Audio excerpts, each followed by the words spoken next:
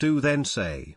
Has felt pretty tough after request to find a job for himself over Burnout Kickback. Prince Harry was urged by an author to get a job in a throwback column years before the recent backlash to his burnout comments. The Duke of Sussex, 37, has opened up about his mental health during a livestream hosted by BetterUp.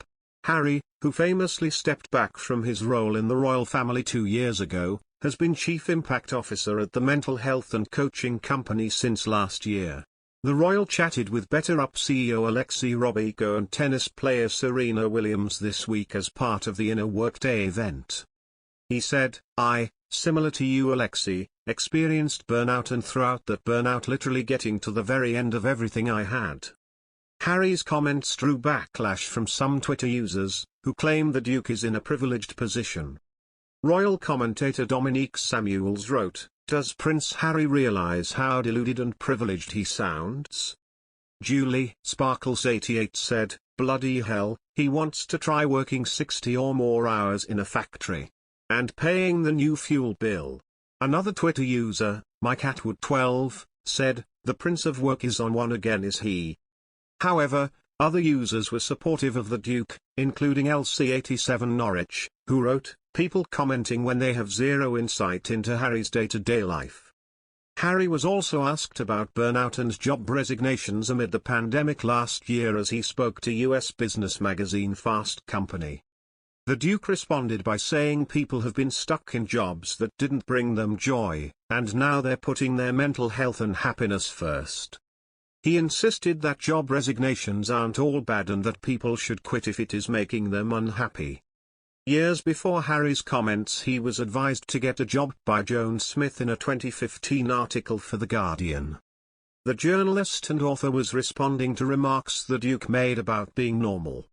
She wrote, "As I once pointed out about Princess Diana, there's nothing to stop any of these people ditching the title and getting a job.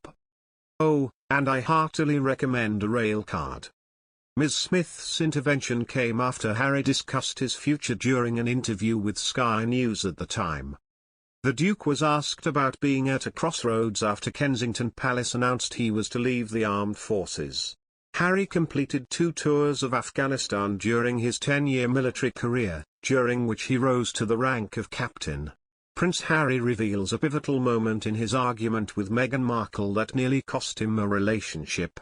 Prince Harry sheds light on a particular argument that nearly cost him the chance of having a relationship with Meghan Markle.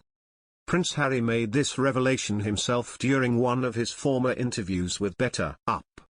During the interview, he tugged at heartstrings by addressing some of the realities he was forced to face when struggling with hard days. Prince Harry started off by admitting, "Some days are great, some days are really hard. I'm always kicking myself. If you'd have done this, which you know works for you, you wouldn't be in this state now. At the end of the day, it's work, but of all the work that's pulled towards us, it's the most fulfilling work, apart from being a dad." Another interview with Apple TV Plus included further revelations, and Prince Harry could be heard diving deeper into his time in therapy and added, "I saw GPs. I saw doctors. I saw therapists. I saw alternative therapists. I saw all sorts of people, but it was meeting and being with Meghan. I knew that if I didn't do the therapy and fix myself that I was going to lose this woman who I could see spending the rest of my life with. There was a lot of learning right at the beginning of our relationship. She, Meghan, was shocked to be coming backstage of the institution of the British royal family. When she said, 'I think you need to see someone,' it was in reaction to an argument that we had.